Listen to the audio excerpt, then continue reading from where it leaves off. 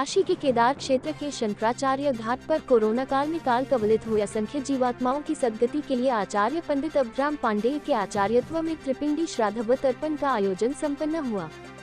हरियाणा के सुरेश मानचंदा काशी आए और परमाराध्य परमधर्माधीश उत्तराम नायक ज्योतिषपीठाधीश्वर शंकराचार्य महाराज से उन्होंने अनुरोध किया कि 1947 में भारत पाकिस्तान विभाजन के समय जो लगभग 20 लाख लोग मारे गए थे, उनका भी अंतिम संस्कार उस समय नहीं हो पाया था, इसलिए उन सबकी सद्गति के लिए भी आज श्राद्ध तर्पण कर दिया जाए। शंकराचार्य महाराज ने इस बात को सहर्ष स्वीकार किया और शंकराचार्य घाट पर ही यह विधि भी आज संपन्न हुई। श्रीमद्भागवत मुक्ति कथा ग्रंथ का विमोचन। आप सबको जानकारी है ही कि परमाराध्य शंकराचार्य जी महाराज ने अपने YouTube चैनल 1008 गुरु पर मृतात्माओं की सद्गति के लिए श्रीमद्भागवत मुक्ति कथा सुनाई। जगत गुरु शंकराचार्य जी महाराज की पूर्णाभिषिक्त शिष्या साध्वी पूर्णांबा जी व साध्वी शारदांबा जी ने गंगारविंद मिश्र जी, डॉक्टर लता पांडेय जी, वरदा मंजरी पांडेय जी आदि अनेक सहयोगियों के साथ मिलकर महाराज जी की कथा को प्रतिदिन लिपिबद्ध किया और पुस्तक के रूप में शंकराचार्य जी को समर्पित किया। शंकराचार्य जी महाराज ने इस मुक्ति कथा ग्रंथ का आज विमोचन किया।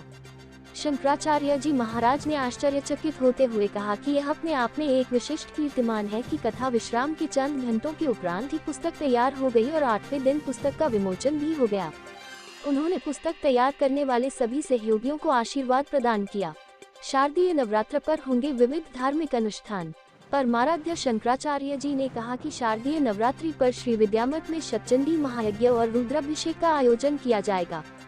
4000 मोदकों से गणपति पूजन, शतचंडी महायज्ञ, महारुद्र यज्ञ, 64 योगिनियों के रूप में 64 कन्याओं का पूजन, भैरव पूजन, 108 सुवासिनी पूजन, 11 रुद्र दंपति पूजन कुंभकोणम से पधारे श्री प्रवीण जी के आचार्यत्व में संपन्न होगा।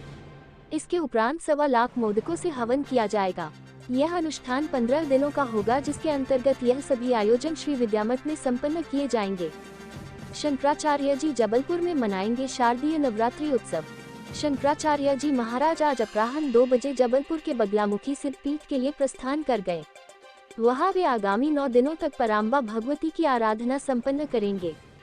मुक्ति कथा का आयोजन श्री गौरव तिवारी, श्रीमती विभा शर्मा ने किया। लोकार्पण और अन्य कार्यक्रम में प्रमुख रूप से सर्वश्री साध्वी पूर्णांबा दीदी जी, साध्वी शारदंबा दीदी, मीडिया प्रभारी संजय पांडेय, डॉक्टर गिरीश चंद्र तिवारी, श्री भगवान वेदांताचार्य, परमेश्वर दत्त शुक्ल, कमलाकांत त्रिपाठी, राजेंद्र तिवारी, शैलेंद्र सिंह योगी, यतीन्द्र चतुर्वेदी, रमेश उपाध्याय, पंडित सदानंद तिवारी, आनंद उपाध्याय, लता पांडेय, मंजरी पांडेय, माधुरी पांडेय, सुनीता श्रीवास्तव, किशन जायसवाल, पीयूष तिवारी, सत्यप्रकाश श्रीवास्तव, रविंद्र मिश्रा आदि लोग सम्मिलित थे। अच्छा, कोरोना काल में कोरोना से या कोरोना काल में बिना कोरोना के किसी और कारण से बहुत से लोगों की मृत्यु हुई। संस्कार नहीं हो पाया ठीक से, क्योंकि सब लोग अपने घरों में बंद थे, किसी को अनुमति नहीं थी कि निकल करके जाए। ऐसी परिस्थिति में बहुत सारे लोगों के मन में इस बात की कचोट थी कि हम अपने पूर्वजों का संस्कार ठीक से नहीं कर पाए। दूसरे, हमारे शास्त्रों में ये भी कहा गया है कि जिनका उत्तर संस्कार, अंतिम संस्कार ठीक से नहीं किया जाता है, उनकी भी सद्गति मुक्ति में बाधा रहती है, प्रेत योनि मिल जाती है, आदि आदि। तो इन सब कारणों से हम लोगों ने ये सोचा कि एक ऐसा महान उपाय किया जाना चाहिए जिसके द्वारा कोरोना काल के जो भी काल कवलित लोग हैं, उनकी आत्मा की सद्गति मुक्ति का प्रयास हो। तो उसी क्रम में हम काशी आए। काशी आकर के हमने 7 दिन तक स्वयं गंगा के किनारे बैठ करके उन सब आत्माओं का आह्वान करके उनको श्रीमद् भागवत की कथा सुनाई, पारायण हुआ। त्रिपिंडी श्राद्ध आदि जो धर्मशास्त्रियों ने हमको बताया था, उसका अनुष्ठान हम करवा रहे हैं। और जितनी संख्या पता चल रही है कि इतने लोग गए हैं, उन सब के लिए यहाँ पर ब्राह्मणों को बैठा करके जलांजलि का कार्यक्रम आरंभ करवा रहे हैं। जितने दिनों तक वो संख्या की पूर्ति नहीं होगी, जैसा कि हमको बताया गया है कि उनकी संख्या लाखों में है, 60-70 लाख तो WHO कह रहा है, उसके अलावा भी हो सकते हैं। तो जितनी भी उनकी संख्या होगी, उन सब के लिए यहाँ पर विद्वानों के द्वारा जलांजलि निरंतर दी जाती रहेगी।